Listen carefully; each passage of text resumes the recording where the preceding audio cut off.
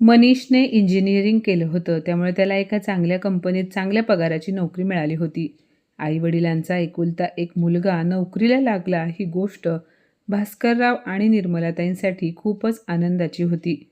मनीषच्या मोठ्या बहिणीचं आरतीचं लग्न झालं होतं. लग्नाला 5 वर्ष झाली होती आणि तिला 3 वर्षांचा एक गोंडस मुलगा होता. आता साहजिकच मनीषच्या लग्नाचा विषय घरात सुरू झाला. मनीषचे वडील भास्करराव निवृत्त झाले होते. प्रत्येक आईवडिलांप्रमाणे त्यांचीही अशी इच्छा होती की मुलाचं लग्न धूमधडाक्यात लावून द्यावं आणि पुढचं आयुष्य नातवंडांसोबत आनंदात घालवावं. पण एके दिवशी मनीष त्याच्या आईला निर्मलाताईंना म्हणाला, "आई, मी तुझ्यासाठी सून बघितली आहे. तिचे नाव अंजली आहे. मी लवकरच तुझी आणि तिची भेट करून देईन. मला खात्री आहे तुला अंजली नक्कीच आवडेल. मी तिच्यासोबतच लग्न करणार आहे." मनीषचे बोलणे निर्मलाताई अगदी चकित होऊन ऐकत होत्या. त्यांनी कधीही विचारही केला नव्हता की मनीष स्वतः मुलीची निवड करेल.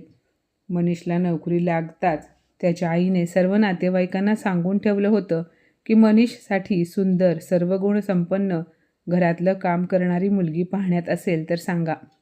कारण नोकरी करणाऱ्या मुलीला त्यांना आपल्या घरची सून करून घ्यायची नव्हती. त्यांच्या मनात असा एक ठाम समज होता की नोकरी करणाऱ्या मुली घराकडे दुर्लक्ष करतात.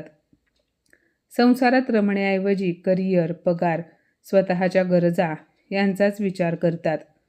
हा समज अनेक पिढ्यातून आलेला होता.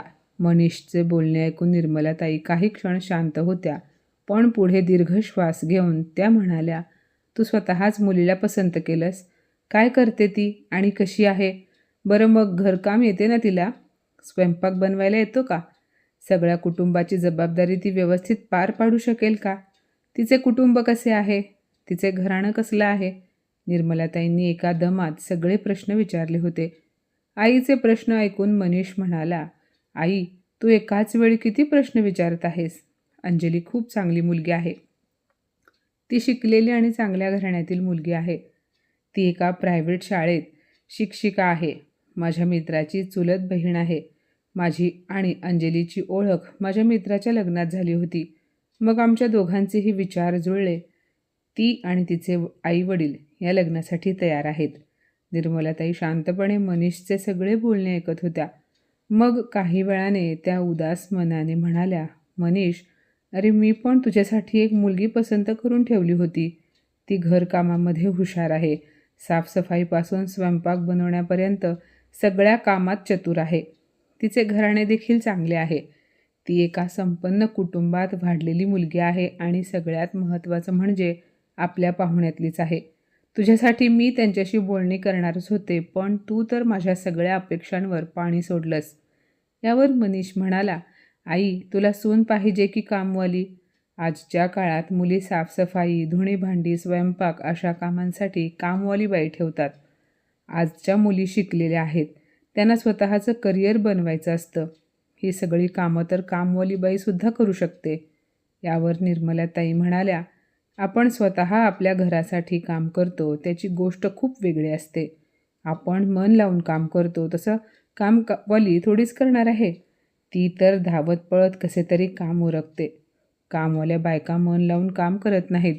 म्हणून तर आतापर्यंत घरातली सगळी कामं मी स्वतः करत होते आणि आता माझं पण वय झालं आहे. मी पण खूप थकून जाते. मला पण थोडासा आराम हवा आहे.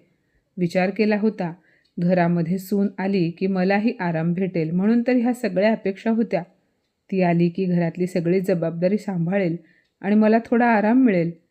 तेव्हा विषय संपवण्यासाठी मनीष म्हणाला, "आई, तू एकदा अंजलीला भेटून तर बघ, तुला ती नक्की आवडेल." दुसऱ्याच आठवड्यात मनीष अंजलीला बागेत घेऊन गेला.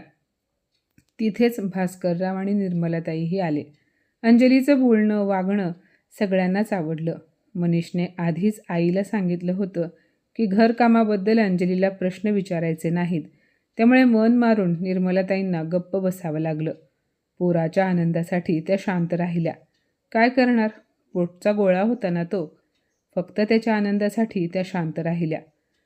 दुसऱ्या दिवशी सकाळी मनीष आणि त्याचे आईवडील औपचारिकता म्हणून अंजलीच्या घरी गेले. तिच्या आईवडिलांशी बोलणं करून लग्न ठरवलं. एक चांगला मुहूर्त पाहून दोघांचे पण धूमधडाक्यात लग्न झाले. मनीषने निर्मलाताईंना सांगितलं होतं की अंजली लग्न झाल्यानंतरही नोकरी करणार आहे. शाळेची वेळ तर 7 ते 8 तास असते. राहिलेल्या वेळ ती घरी आईबरोबर राहील आणि घरातल्या कामांमध्ये तुझी मदत करेल. त्यामुळे तुला कोणती तक्रार असायला नको.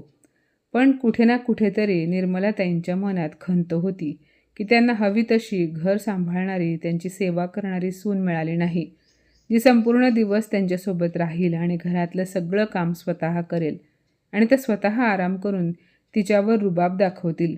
पण अंजली सकाळी 7-7:30 वाजता शाळेला जात होती आणि दुपारी 3 वाजेपर्यंत घरी येत असे. मनात असूनसुद्धा अंजली निर्मलाताईंना मदत करू शकत नव्हती. पण संध्याकाळचा स्वयंपाक अंजली स्वतः बनवत होती. निर्मलाताईंना ती पूर्ण आराम देत होती. कधीकधी निर्मलाताई भास्कररावांजवळ बोलत असत. आपली सून तर सकाळपासून संध्याकाळपर्यंत बाहेर असते. मला संध्याकाळी तेवढा थोडासा आराम मिळतो, पण सकाळी तर मलाच राबावं लागतं. तेव्हा भास्करराव निर्मलाताईंना समजावत म्हणाले, तू उगाचच काळजी करतेस. नोकरी सांभाळून तिला जेवढं शक्य होईल तेवढं ती करण्याचा प्रयत्न तर करत आहे ना. अगं ती सुद्धा एक वेळचा स्वयंपाक बनवते, सुट्टीच्या दिवशी आपल्याला वेळ देते, तुझ्यासोबत बसून गप्पा मारते. ती ह्या घरात आता हळूहळू मिक्स व्हायला लागली आहे. मग अजून तुला काय हवंय? उगाचच कारण नसताना तक्रार करत राहिलीस तर नात्यांमध्ये दुरावा यायला वेळ लागणार नाही. पण सासूचा अहंकार कुठेतरी दुखावला जात होता. असेच दिवस सरत होते. एका रविवारी अंजली म्हणाली, आई, संध्याकाळी आपण सर्वजण बाहेर जेवायला जाणार आहोत. यावर निर्मलाताई म्हणाल्या, मग आमच्यासाठी काय बनवून ठेवलं? आम्ही काय खायचं? निर्मलाताई थोड्याशा रागातच बोलल्या. अंजली म्हणाली, आई, मी तर काहीच बनवलं नाही. मग आम्ही उपाशीच बसायचं का? आमचा उपवास आहे का? निर्मलाताई आणखी रागाने बोलत होत्या. अंजली म्हणाली, आई, तुम्हाला कोणी सांगितलं तुम्ही घरी जेवणार आहात म्हणून? अहो, आपण सगळे एकत्र मिळून हॉटेलमध्ये जेवण करायला जाणार आहोत. आम्ही दोघांनी ठरवलं आहे. महिन्यातून 1 दिवस आपण सगळे बाहेर जेवायचं. थोडासा बदलही होईल आणि एकत्र बसून आपण गप्पाही मारू शकतो. अंजलीचे बोलणे ऐकून निर्मलाताई शांत बसल्या. त्यांच्या चेहऱ्यावर हलकंसं हसू आलं. भास्करराव दूर उभे राहून गालातल्या गालात हसत होते. दुसऱ्या महिन्याच्या एका रविवारी अंजली म्हणाली, आई, आज आपण सगळे पिक्चर बघायला जाणार आहोत. खूप छान पिक्चर आहे. तुम्हा दोघांनाही आवडेल. निर्मलाताई आणि भास्करराव संसाराचा गाडा ओढण्यात एवढे गुंग झाले होते की त्यांनी गेली कित्येक वर्ष थिएटरमध्ये जाऊन पिक्चर पाहिलाच नव्हता. घरीच टीव्हीवर जो पण पिक्चर लागायचा तोच बघत असत. सुनेचे बोलणे ऐकून भास्कररावांच्या मनातही पिक्चर बघण्याची भावना निर्माण झाली आणि ते सुद्धा पिक्चर बघायला जाण्यासाठी तयार झाले. आता महिन्यातून एकदा तरी सर्वांनी एकत्र बाहेर फिरायला जाणे हे नेहमीचंच झाले. त्यामुळे अंजलीचे सासू सासरे खूप खुश होते. त्या दिवशी घरातलं काम करताना निर्मलाताईंना अचानक चक्कर आली आणि त्या खाली पडल्या. भास्करराव खूप घाबरले होते. त्यांनी पटकन निर्मलाताईंना बेडवर झोपवलं. त्यांचा BP चेक केला तर तो वाढलेला होता. डॉक्टरांना फोन करून घरी बोलावलं. त्यांनी आराम करायला सांगितलं. संध्याकाळी मनीष आणि अंजली घरी आले. ते दोघेही आईला आराम कर म्हणून सांगू लागले. अंजलीने 3-4 दिवसांची रजा काढली आणि सासूच्या खाण्यापिण्यापासून ते त्यांच्या औषधापर्यंत सगळी काळजी घेऊ लागली. ती त्यांची मनापासून सेवा करत होती. या 3-4 दिवसात निर्मलाताईंना जाणवलं की अंजली खरंच खूप समजूतदार आणि जबाबदार मुलगी आहे. निर्मलाताईंच्या मनामध्ये एक चुकीची कल्पना होती की नोकरी करणाऱ्या मुली जबाबदार नसतात. त्यांच्याऐवजी नोकरी न करणाऱ्या मुली घर व्यवस्थित सांभाळू शकतात. जेव्हा केव्हा निर्मलाताईंच्या मैत्रिणी किंवा भास्कररावांचे मित्र घरी येत असत तेव्हा अंजली त्यांचा मान सन्मान ठेवून त्यांच्यासाठी चहा नाश्ता बनवत असे आणि त्यांच्यासोबत गप्पाही मारत असे. त्यांना काही हवे नको ते बघून मगच तिच्या कामाला लागत असे. मनीष आणि अंजलीच्या लग्नाला 1 वर्ष झालं होतं. ते 2-3 दिवसांसाठी एका हिल स्टेशनवर फिरायला गेले. तिथून आल्यानंतर अंजली तिच्या सासू सासऱ्यांना म्हणाली, मला 1 आठवड्यासाठी माझ्या माहेरी पाठवा, कारण 1 वर्ष झालं ती तिच्या माहेरी राहायला गेली नव्हती. माहेर आणि सासर जवळच असल्यामुळे ती काही तासासाठी आपल्या आईवडिलांना भेटायला जात होती. नोकरीमुळे तिला राहायलाही मिळत नव्हतं. निर्मलाताईंनी तिला परवानगी दिली. अंजली दुसऱ्याच दिवशी माहेरी गेली. तिला जाऊन 2-3 दिवसच झाले होते पण निर्मलाताईंना मात्र सुनेशिवाय घरात दम निघत नव्हता. कारण संध्याकाळी कामावरून घरी आल्यानंतर अंजली सासू सासऱ्यांचा चहा बनवून द्यायची, त्यांच्यासोबत बसून थोडा वेळ गप्पा मारायची. रात्री सासू सासरे नवरा या सर्वांसोबत एकत्र बसून जेवण करायची. या सगळ्यांची कमतरता निर्मलाताईंना भासू लागली होती. त्यामुळे त्या दुसऱ्याच दिवशी मनीषला म्हणाल्या, मनीष बाळा, अंजलीला लवकर घेऊन ये, तिच्याशिवाय हे घर खायला उठत आहे. मला खूप उदास वाटत आहे, कशातच मन लागत नाही. मनीष हसायला लागला. जणू तो म्हणत होता, आई माझी निवड चांगली आहे ना. तो म्हणाला, आई एवढ्या लवकर घेऊन येऊ? अगं ती तर 8 दिवसांसाठी माहेरी गेली आहे. तेव्हा निर्मलाताई म्हणाल्या, आता तिची सवय लागली आहे. तुला पण किती बोर होत आहे, तुझा चेहरा सांगतोय बघ. आणि ती सुद्धा इथे येण्यासाठी उतावळी झाली असेल. निर्मलाताई मनीष बरोबर बोलत होत्या आणि दुसरीकडे भास्करराव हसत होते. जणू काही ते म्हणत होते, आता तरी तुझा गैरसमज दूर झाला ना.